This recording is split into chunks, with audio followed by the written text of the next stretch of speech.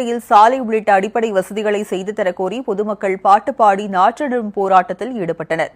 தஞ்சாவூர் மாவட்டம் பரகலக்கோட்டை ஊராட்சியில் அமைந்துள்ள கிருஷ்ணாபுரம், காளியம்மன் கோயில் தெரு ஆகிய பகுதிகளில் 25க்கும் மேற்பட்ட குடும்பங்கள் வசித்து வருகின்றன.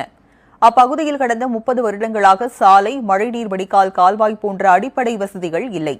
மழை காலங்களில் சாலை சேரும் சகதியுமாக இருப்பதால் பொதுமக்கள் கடும் சிரமத்திற்கு உள்ளாகியுள்ளனர்.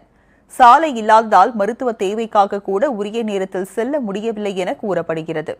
இதை கண்டித்து பொதுமக்கள் பாட்டு பாடி நாற்று நடும் போராட்டத்தில் ஈடுபட்டனர்.